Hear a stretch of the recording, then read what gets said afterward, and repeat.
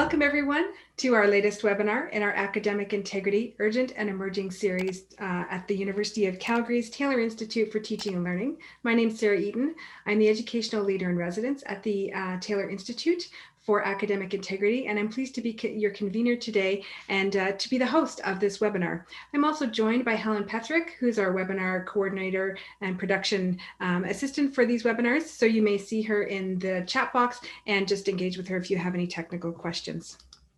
We'll begin today by acknowledging that the University of Calgary is situated on the traditional territories of the Treaty 7 people in Alberta, which includes the Blackfoot Confederacy, comprising the Siksika, Piikani, and Kainai First Nations, as well as the Tsuut'ina First Nation and the Wesley First Nations, including the Stoney Nakoda, including the Chiniki, Bearspaw, and Wesley First Nations. And take a moment to recognize that the City of Calgary is also home to the Métis Nation of Alberta Region 3. We recognize that our presenters are joining us today from other regions of Canada as our participants. So we invite you to reflect for a moment on the traditional territories that you're joining us from today and give a moment of private thanks to those territories. A few items of housekeeping before we move into our main presentation. As a reminder, your participant microphones are muted throughout the session. We invite you to engage with us using the text chat box to offer your comments, as well as answers to the questions that will be posed by our participants today. The text chat is not captured in our recording, so you may find us offering verbal affirmations of what has been said in the text chat box. And also to let you know that the webinar is already being recorded. The recording is made publicly available via our YouTube channel. And we have a post-production team that will engage in some work after the webinar to ensure that participant names, for examples, are not shared in that publicly available webinar recording. And because we engage in some post-production work, it takes about a week for the webinar recording to become publicly available, and we appreciate your patience during that time. And as a reminder, this is part of a series on urgent and emerging topics in academic integrity. It's the second last webinar in our series. The next one will happen in April, and that will be the one to wrap up our series for the academic year. The next webinar we have is exploring the impacts of text generating technologies on academic integrity. Two terrific presenters from Ontario joining us for that one on April 9th. So do sign up for that one. And speaking of two terrific presenters from Ontario, it's my pleasure today to welcome two friends and colleagues, Amanda Mackenzie from the University of Waterloo and Emma Thacker from the University of Toronto, who will present to you on quality assurance and academic integrity. And I'm also pleased to let you know that their presentation today is based in part on a book chapter that they're contributing to a volume that I'm co-editing with Julia Christensen Hughes on academic integrity in Canada. And I'm excited today to learn with and from them. With that, I will turn things over to Amanda to let you start your slides. Thank you, Sarah. Bear with me one moment.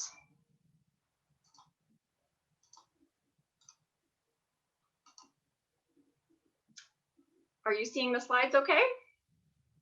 You bet, go ahead. Excellent, thank you. Always good to check. So good morning to everyone out in the West, and good afternoon to those who are in Ontario and more towards the east of Canada, if you're tuning in from that region. As Sarah said, I'm Amanda Mackenzie, and I'm the Director of Quality Assurance of Academic Programs at the University of Waterloo in Waterloo, Ontario. And I manage both the Quality Assurance Office and the Office of Academic Integrity. My colleague and co-presenter and friend, Emma Thacker, is the Assistant Secretary of the Governing Council and the Ombuds Office at the University of Toronto Scarborough campus. Both Emma and I have a number of years' experience in academic integrity and with program reviews, and today we'll speak about the connections between academic integrity and quality assurance in Canadian university degrees. So a few learning objectives. We hope by the end of today's talk that you'll be able to articulate how academic integrity and quality assurance work together and how they're complementary. We also hope that you'll understand how academic integrity fits in with the Canadian degree qualifications framework. And I just want to clarify that this focuses on degree level credentials conferred by universities. So even though a lot of the information is going to focus on degrees that are offered across Canada, there are ideas that you can put forward into your own educational institution and that also apply to the college system. Last, we also want to make sure that you have a sense of how you can, again, connect academic integrity and quality assurance at your institution. So first off, I think it's important that we all kind of examine what lens we look at the topics of both academic integrity and quality assurance. So first, we're going to start with the definition of academic integrity. And this is a very common one. This comes from the International Center of Academic Integrity, that it's referred to as a commitment, even in the face of adversity, to the values of honesty, trust, fairness, respect, responsibility, and courage. A detailed description of each of these 6 values can be found in our Fundamental Values of Academic Integrity publication, and that's produced by the International Center for Academic Integrity, which is now available on their website. This publication was just released into its 3rd edition, and it's one of the most commonly cited definitions for academic integrity around the globe. Now, I have a question for you. In the chat, I was hoping that I could get an idea of what academic integrity means to you. So when you think of academic integrity, can you type a word or two that comes to mind in the chat for me?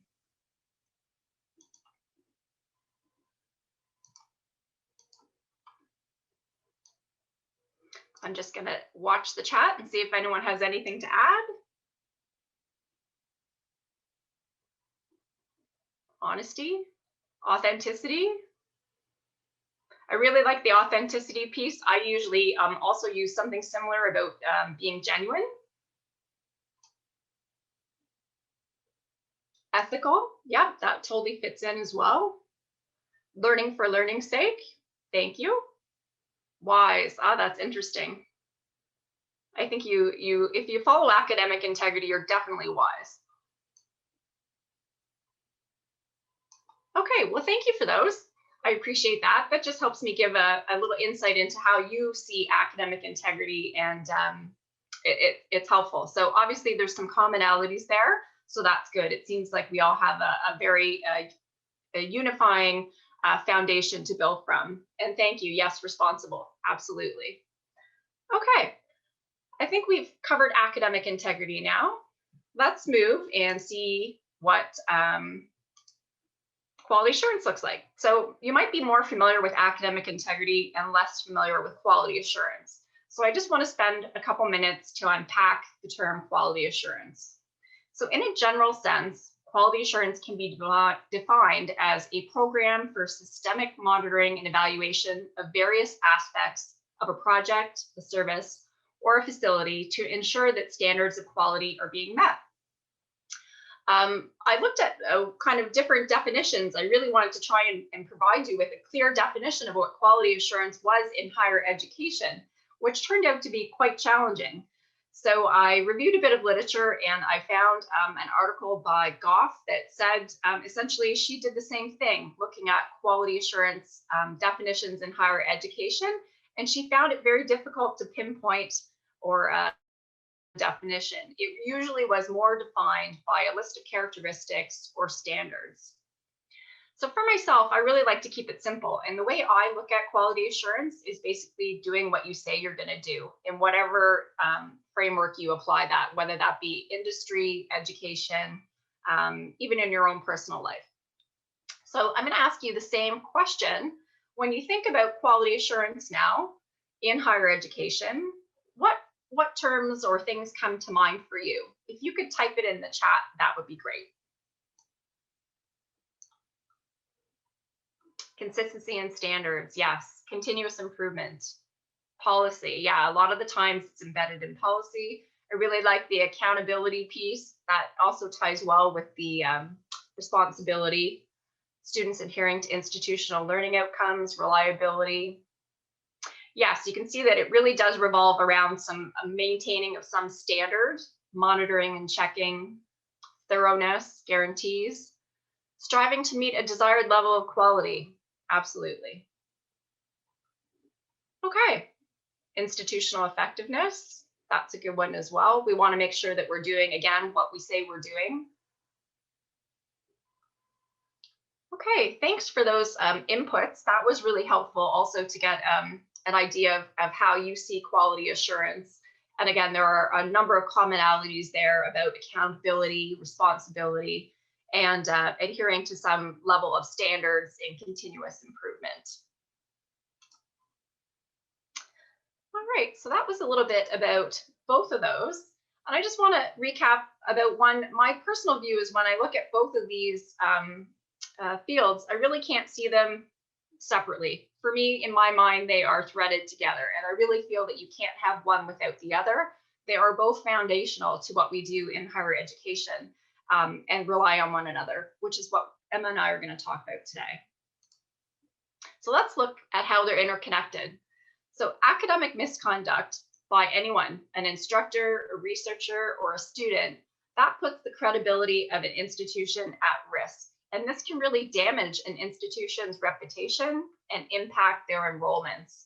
Essentially, the value of an institution's degrees can be diminished. And let's face it, a degree is an institution's most important commodity. If there's academic misconduct, it becomes really challenging to determine if students are achieving the competencies associated with their conferred degrees. Quality assurance of academic programs helps evaluate and improve academic offerings to ensure that programs are meeting the necessary learning outcomes of a credential. This becomes imperative as students move from academia into the world of work. If they're not properly prepared for their education, they may not be able to complete the work in their field. And even worse, if you don't have the proper skills and training, you could pose a danger to others. Our colleague, Jenny Mirren, who works in the nursing program at Humber College in Ontario, often shares a story of a nursing instructor who failed to sanction a student in their nursing program. And they were quite aware that this student was readily cheating. In the end, a few years later, the same instructor was waking up from surgery in a recovery room, and guess who her nurse was? The same student that she had failed to discipline. Is that karma? I think this story really reinforces why it's crucial and possibly even life-saving, why we need to promote academic integrity in our educational programs. Moreover, if you think of the next fact, that research shows that students who are engaged in academic misconduct in school are more inclined to repeat their misconduct elsewhere and in their career, how would that nursing student or nursing instructor feel about that example? I mean, there was no evidence in this case that there was neglect, but what if there was? That would be an awful travesty. So again, it's really hitting home why academic integrity and quality assurance are two interrelated areas that we need to pay keen attention to. And the stakes are just too high. We have to make sure and ensure that our educational institutions are properly preparing students. So switching gears now, I'm going to specifically spend some time talking about how quality assurance takes place in Canada. And later on, Emma will speak to how academic integrity generally works in Canada. So quality assurance and education in general in Canada is very decentralized. There isn't a national agency that oversees quality assurance like there is in some other countries like the United Kingdom and Australia. Also, we don't have a national body that looks at education like they do in the United States, where they have the Department of Education. Although there is some freedom given to each province and territory with the responsibility of quality assurance of their university programs, they still have to adhere to a national level of standards. This way, all the degrees and the credentials offered by Canadian universities have consistency, and they can be internationally recognized, which helps for ensuring quality and also increases the transferability and applicability of these credentials in other parts of the world. So, question for you. So what are these ties? I'm going to ask you, what do you think ties academic integrity and quality assurance together? I guess this is kind of a teaser for the next piece that I'm going to talk about, but I'm curious to know if anyone is aware of how they are formally connected. Any ideas? If you do know, put it into the chat now.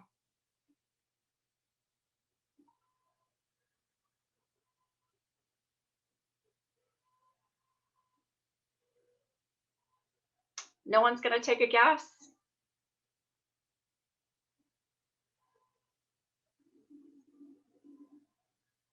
Okay, that's all right. I'm going to tell you about it more anyway. So this is actually a topic that not many people are familiar with. Oh, Sally, seems logical that ensuring academic integrity would be a part of a robust quality assurance system. Absolutely. Thanks for that, Sally. And Joyce says the integrity of the organization to enforce policy related to standards and quality. Yep, exactly. Well, let's look specifically at two things that formally bind academic integrity and quality assurance together in Canada. So first off, there is Universities Canada, and I'll talk more about that in just a sec. And the other piece is the Canadian Degree Qualifications Framework. So I'm going to go and talk about each one specifically in my next couple of slides. So let's start with Universities Canada. I didn't personally know for the longest time until I started looking at the connections between quality assurance and academic integrity that there was even a national group for universities. So this was news to me. I think everyone seems to be a bit more familiar with what's closer to home in their own local area. So provincially, I was very tied in to university groups such as the Council of Ontario Universities, but I really hadn't heard of Universities Canada, and I'm not sure if many of you have either. Actually, that's an interesting question. That is not in my notes, but I'm going to ask you now. How many of you have heard of Universities Canada? If you could type yes or no in the chat, that would be helpful. Okay, so it seems like a lot more of you actually knew about Universities Canada than I did, which is great. I'm glad you did. There are some no's as well, so that does make sense. We'll talk about this body a little bit more. They're a membership organization, and essentially they unify all the universities across Canada and provide university presidents with a unified voice for higher education, research, and innovation. So they advocate for Canadian universities at a federal level. So most, if not all, universities across Canada are members. I couldn't verify that for sure, but I'm almost positive that every university in Canada is. And to be a member, it will require that your university meet strict criteria. And that means that you have to adhere to the principles of institutional quality assurance, which reinforces the recognition and the quality of the Canadian university degree. So specifically, what that means is that universities have to have a quality assurance policy, they have to have a cyclical review or an assessment process, and their academic programs must be reviewed by external experts.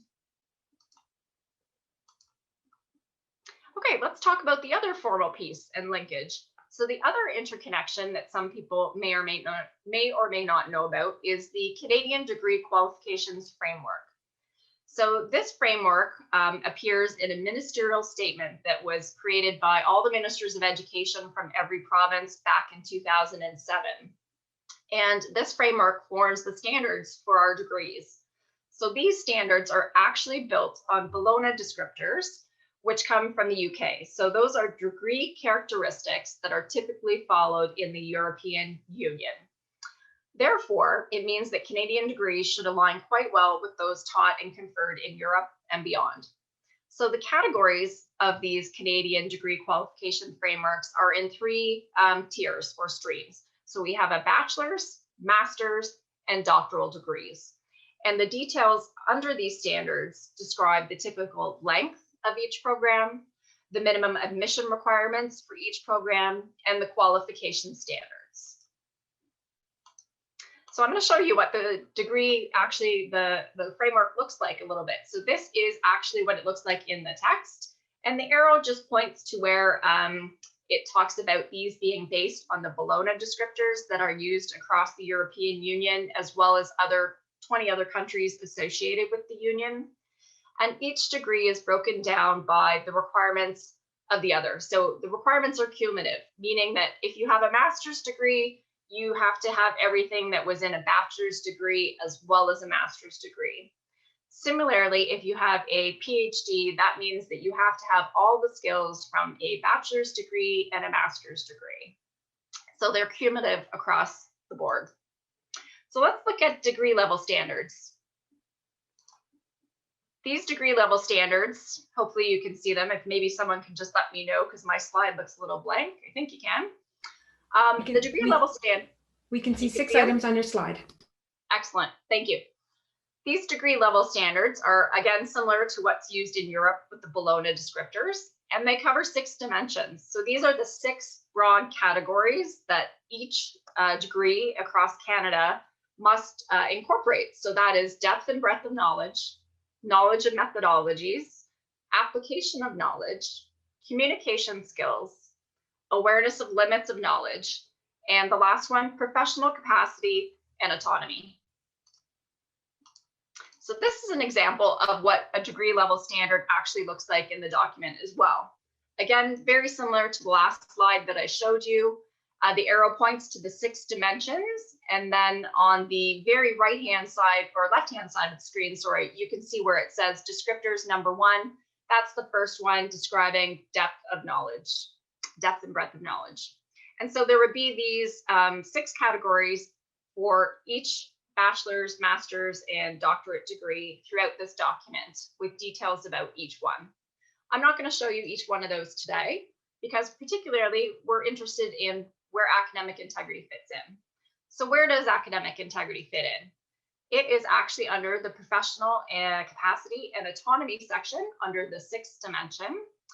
And it actually states that this degree level will have qualities and transferable skills necessary for further study, employment, community involvement, and other activities requiring 1, the exercise of initiative, personal responsibility, and accountability in both personal and group contexts. It also accounts for working effectively with others. And the best one yet, if you're in the field of academic integrity, is the 3rd part, which is behavior consistent with academic integrity. So this is absolute gold, I think, for anyone who's working in higher education and wants to promote academic integrity, is that it is required and built into each and every degree, and we should be able to pull that out and highlight it. So I'm curious now, how many of you who are on this webinar today were aware that academic integrity is actually built in as a standard for Canadian degrees? If you could type yes or no in the chat, I would find that interesting to see how many of you were already aware of this. Okay, so we're seeing some yes and some no's, Okay, so it looks like there is maybe a few more no's than yeses. So I'm happy to provide you with some new information. When I realized this, it was like the light bulb went off for me for ways that I could start leveraging academic integrity in my educational institution. It actually kind of provides it some legitimacy. And I mean, let's face it, we all knew that it's a requirement and it's a legitimate cause. But sometimes it's like your awkward cousin. We don't usually get highlighted about academic integrity until there is a scandal or in the pandemic or when there's something negative attached to it. So this is a really nice segue that we can build into something that already pre-exists and we should be doing in the first place with the Canadian degree framework. So I hope that you'll take that nugget away with you and be able to roll with it. And we'll give you some other ideas of how you can actually roll with it later on in our discussion. So the last slide that I'm just going to share before I pass it over to Emma to talk about academic integrity in Ontario was just how these degree level expectations or standards look in Ontario. So this is the breakdown of the DLEs that I'm most familiar with in the province of Ontario. Other provinces should have similar versions of this, which might be worded slightly differently, but still needs to include academic integrity. So overall, I'm hoping that this gives you a basic understanding of quality assurance in Canada and all the commonalities or some of the commonalities that we must incorporate, specifically including academic integrity. I'm going to pause now and ask if there are any questions about the quality assurance piece, Universities Canada, or the degree level standards, the framework that I've mentioned.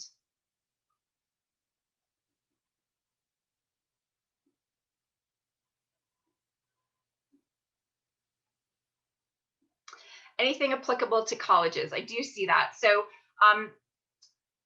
unfortunately, the college framework does not include academic integrity. So that's a bit of a bummer.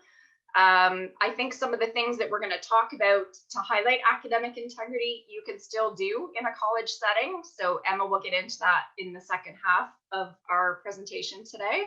So it's not that all else is lost, just in the degree level expectations right now, they don't have it as clearly distinguished, stating academic integrity like they do for universities. And I have to say too, this is actually, I think, unique to Canada. It seems like our the Bologna descriptors don't clearly mention academic integrity in there. So I'm just kind of learning more about that, but from what I can tell, they are not clearly stated. So I think in Canada, we're a bit more progressive with having them built right into our degree framework, which is great.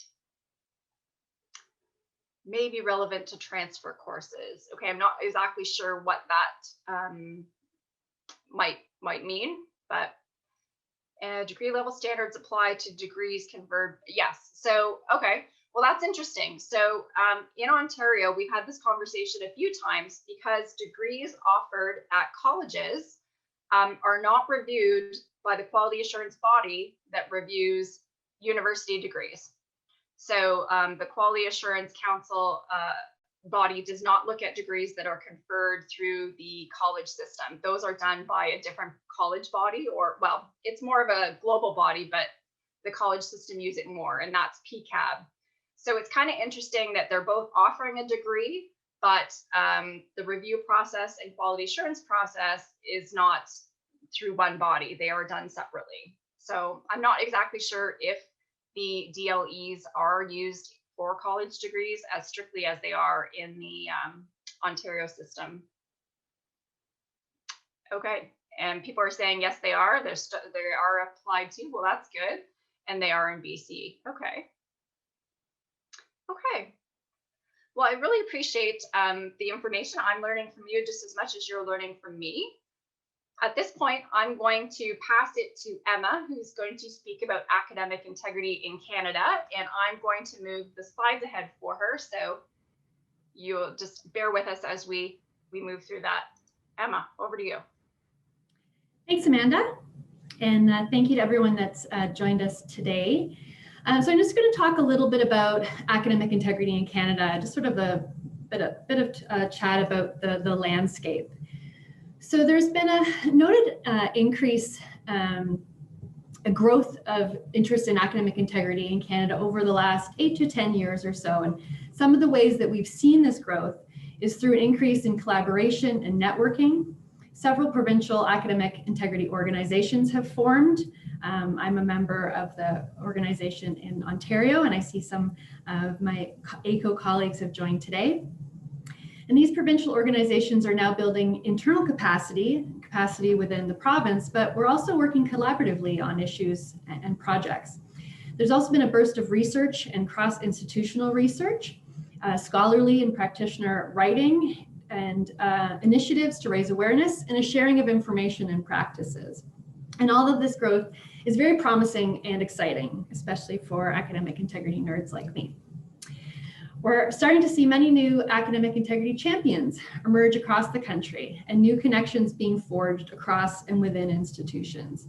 And certainly through the COVID-19 pandemic, where academic misconduct and integrity became part of the spotlight, while this was, the underlying issues are a concern, it presented opportunities for more discussion and some amazing work around academic integrity.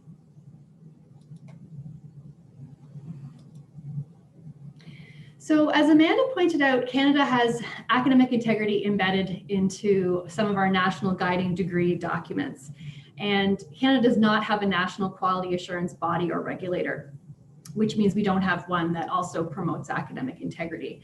As Amanda had mentioned, the US has the Council for Higher Education Accreditation. In the UK, you'll find the Quality Assurance Agency, and Australia, TEXA.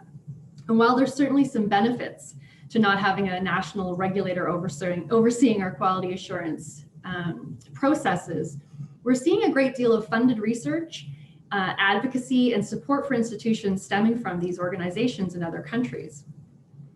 So some of these organizations, they've formed committees, engaged with scholars and practitioners, and written reports on how institutions can protect their academic integrity, support students, and specifically there's been quite a lot of work around contract cheating.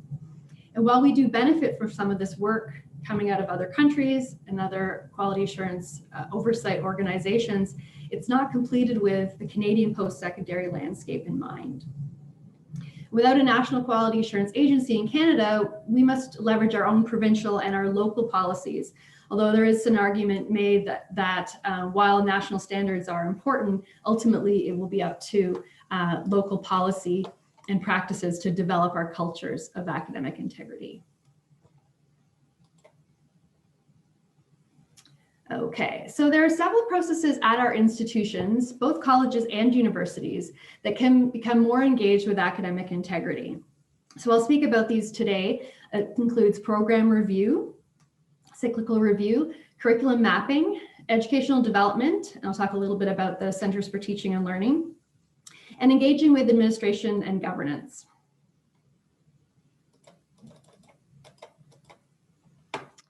Okay.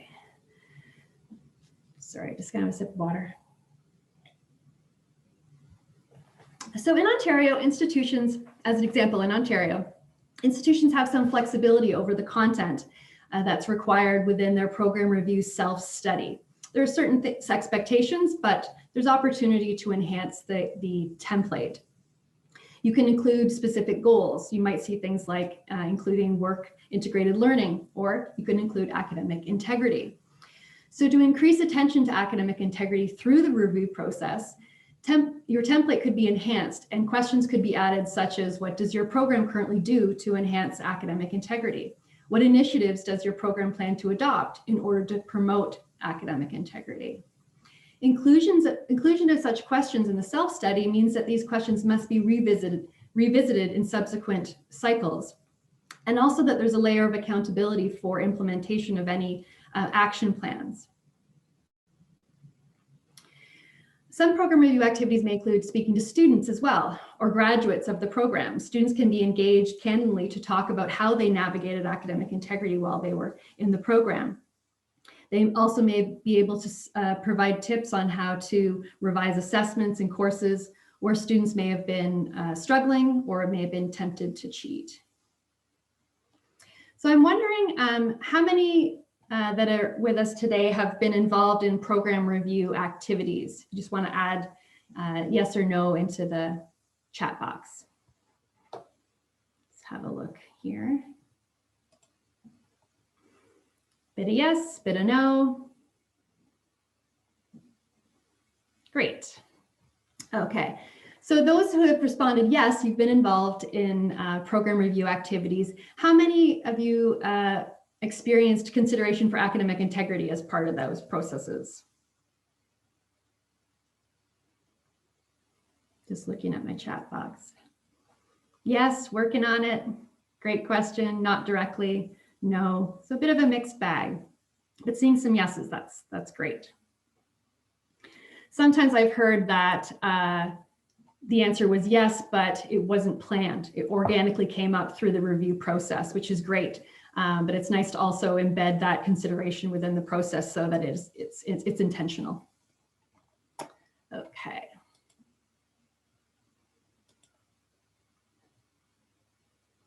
Oh, I've lost my slide. There we go.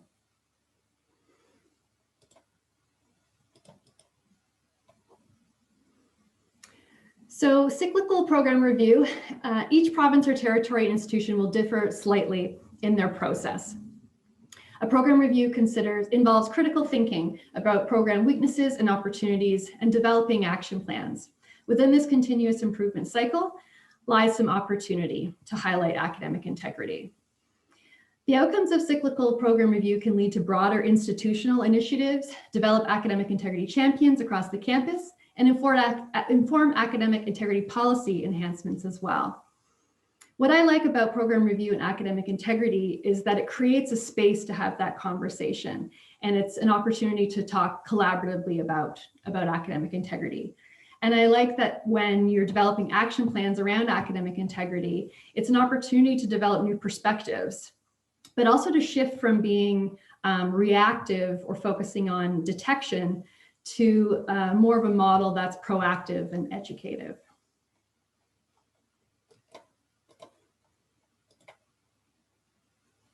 So I think we've already covered that slide. Sorry, got mixed up. So we're on the curriculum mapping slide 22, Amanda. Perfect, thank you.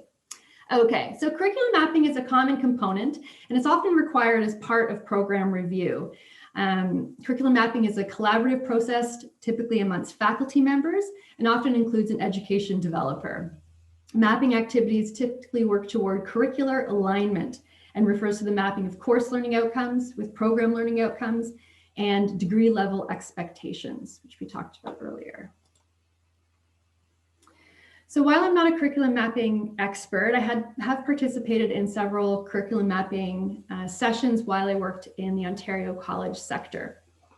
So given that academic integrity is embedded within our national standards, it should be evident within our program and course learning outcomes for both faculty and students.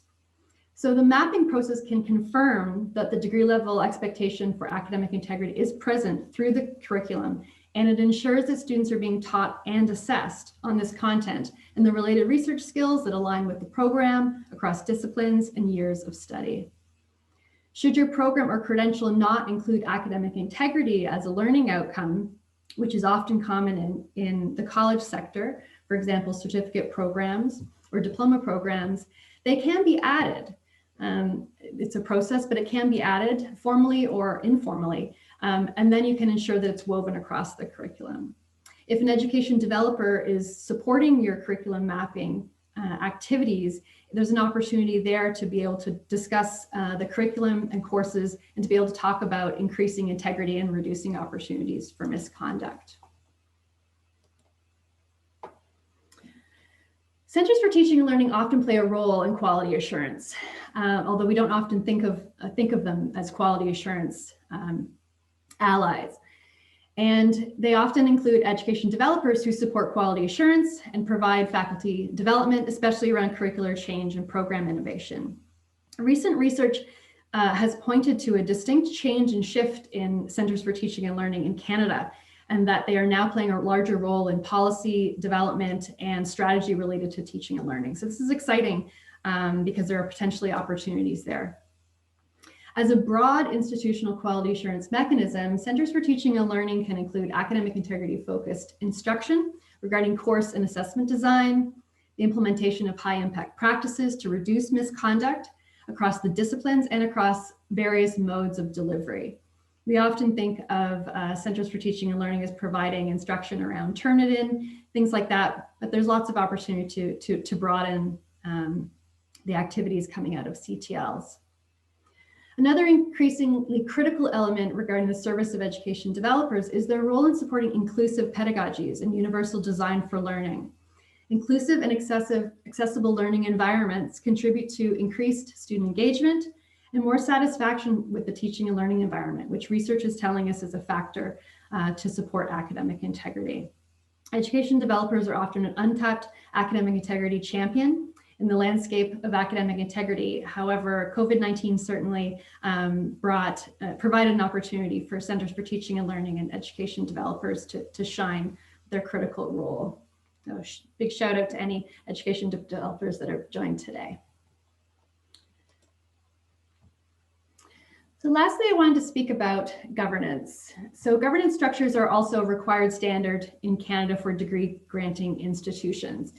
And while institutional governance structures vary, they have many commonalities, especially when it comes to their guiding principles. Governance is a mechanism for shared oversight, accountability, and transparency. Those three words are often, you often hear them in relation to quality assurance. Governance bodies play a role in the oversight to quality assurance outcomes. Often we'll see that with program development, new programs, but also program review, and upholding campus-wide policy. Governance bodies also often receive reports for information around academic misconduct statistics. You'll often see in that governance cycle when institutions start bringing forward their academic integrity or academic misconduct reports, we see a flurry of articles in the news about how things are going. So one opportunity that I've seen regarding governance is to ensure that members of our governance bodies are familiar with degree level expectations and familiar with academic integrity policy. While we don't assume that our members are experts around academic integrity policy or curriculum development, having an understanding of the standards and the expectations raises an expectation for academic program stakeholders to be academic integrity forward. Members can also be presented with talks and workshops to raise their understanding about quality assurance frameworks, the provincial, national ones, and of course the local institutional frameworks, and its links to academic integrity. This can raise the level of accountability for associated proposals and items of business that move through governance. Moreover, administration can consider how the annual academic misconduct reporting process can be expanded. It can be expanded to include updates on academic integrity educational institutions and how the institution is responding to the idea of developing a culture of integrity. It's an opportunity to highlight those initiatives, but also for governance members to ask questions. These processes weave both quality assurance and academic integrity initiatives together, promoting continuous improvement around academic integrity and strengthening the overall culture of academic integrity on campus. We don't want to just have a culture of academic integrity in the classroom. We want to engage as many stakeholders on campus as we can, in my view. So my question is, how many of you have been involved in institutional governance? If you want to drop it in the chat there.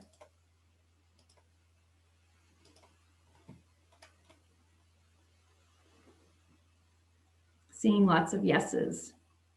It's hard to get away from somehow. I think everybody becomes involved in governance at one point or another. So of those who said yes, that they've been involved in institutional governance or maybe held a seat on a governance body, how many have seen academic integrity sort of woven into that,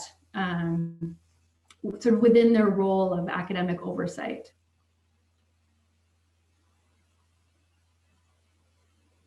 Seeing a yes. Great.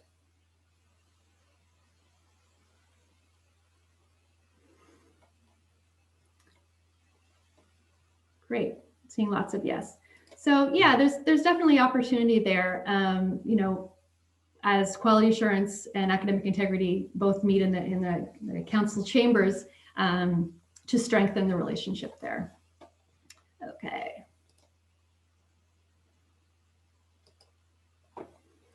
So in summary, quality assurance is not only a tool to manage program quality, it can also be leveraged to support the development of a culture of academic integrity and promote continuous improvement. Colleges and universities are encouraged to explore how they can better integrate their quality assurance and academic integrity practices using examples outlined in cyclical program review, curriculum development, educational development, and working with administration and governance.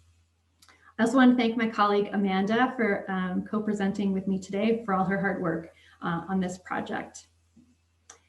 And I think we will probably open the floor to questions.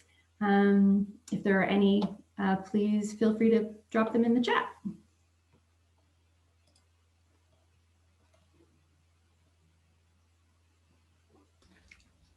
I have a question while folks are typing into the chat box.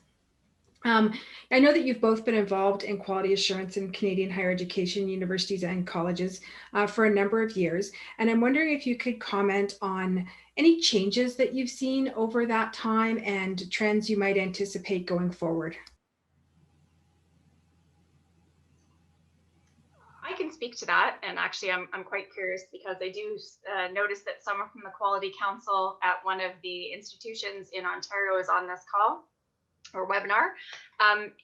ACO in Ontario, the Academic Integrity Council, is doing work on some contract cheating. And I think one of the linkages that we want to build on is with our Quality Assurance Council.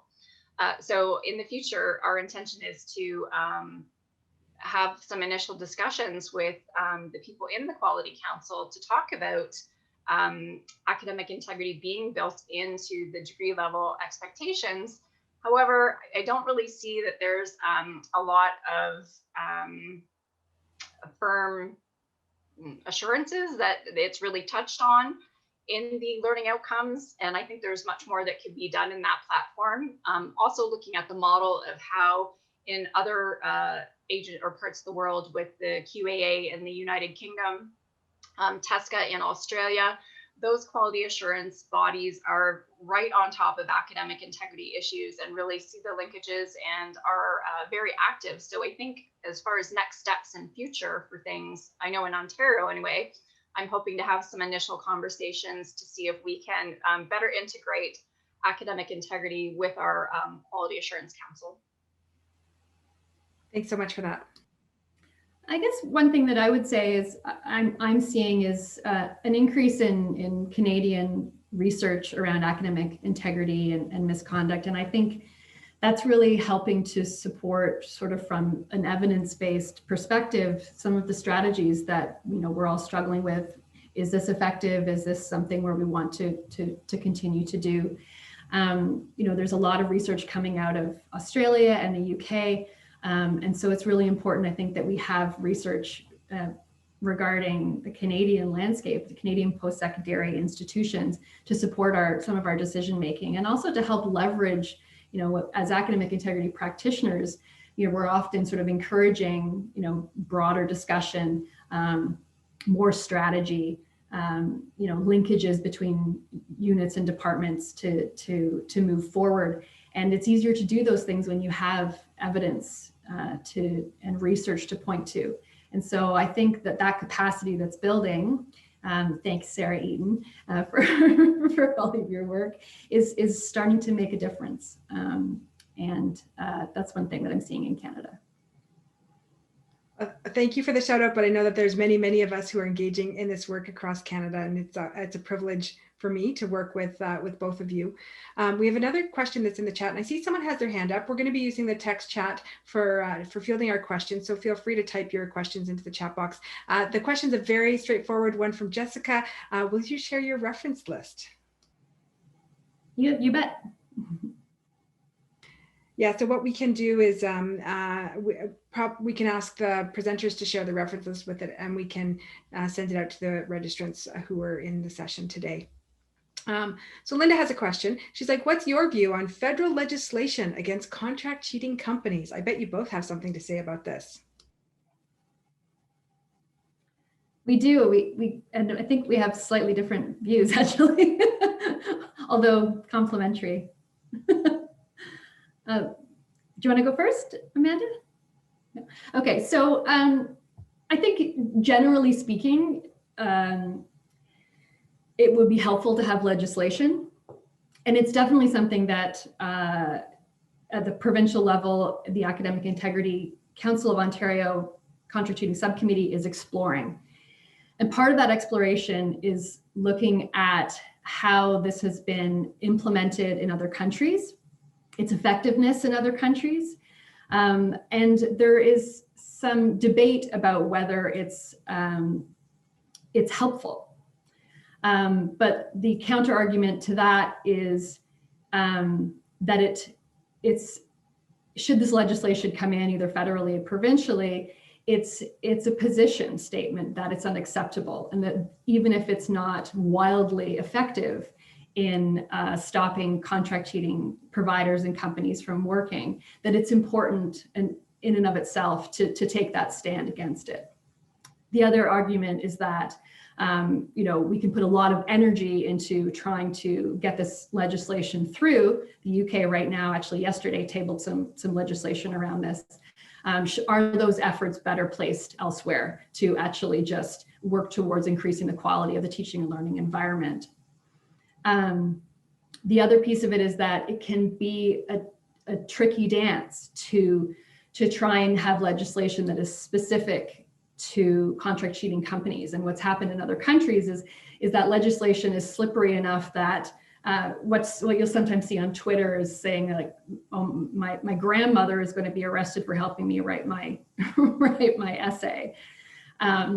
So it can be, you can lose hold of what the intention is around what that legislation is going to do when you put that intention forward, and will it include students becoming, you know, into a conversation about criminality. I mean, I'm not a lawyer.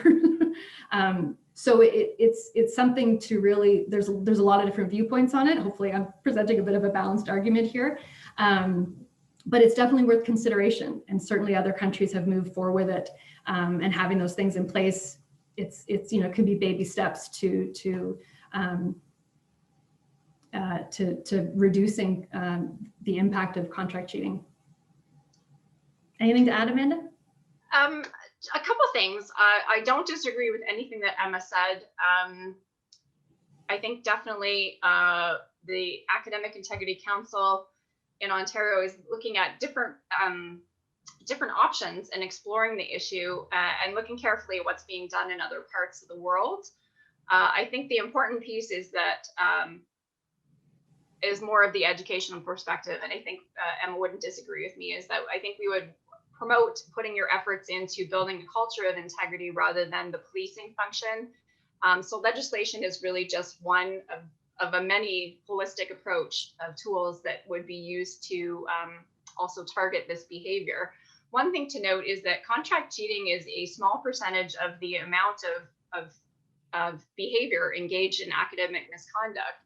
So some of the research will point that actually students use friends and family and peer sharing much more than they do contracting and paying for services with an outside party.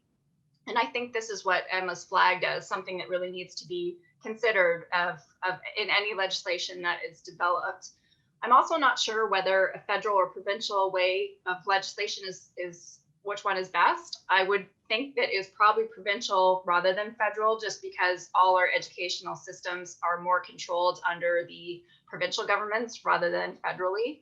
So I would imagine the linkages there might make more sense that way. Again, we're not lawyers, so we would be passing forward some recommendations and things that we would like to see to other people to take forward to the next level. I think one interesting piece that I like is what Ireland has done to ban the advertising of contract cheating. I think that's sort of like a small win that we could do in a Canadian context that would help stop the aggressive marketing of these services to students. I think that they really do almost really put themselves in students' faces at inopportune times, offering these services. So for example, at my home university, right the day before exams, one of these bodies sent out an email saying you could be exam ready in 3 hours and here's our stuff. So that's very slick that they were actually using student email addresses to do that. And we were able to block those. But I think that in some ways, those are the outreach to students that we would like to combat and do away with. So that's my 2 cents on that topic. Terrific, thanks. And we have a question from John in the chat, and he says, a note on quality assurance and academic integrity. The COU is extensively reworking the quality assurance framework, but there are no specific additions dedicated to academic integrity other than what is in the DLEs. So I think he's asking, what are your thoughts? Yeah, so John was the person who I knew was on the webinar, and John, you and I need to talk. And I know we have a scheduled meeting to talk, but I think it's an opportunity for the Quality Council to really leverage academic integrity. I mean, it's in there, but we don't pay much attention to it. So why is that? What can we do to increase accountability and really highlight it so people are more aware? Because I mean, it is foundational to what we do. It's embedded with quality assurance, and we need to make sure that it's followed. So I'm hoping that we'll be able to have some other conversations about ways that we can highlight academic integrity in the quality assurance framework in Ontario.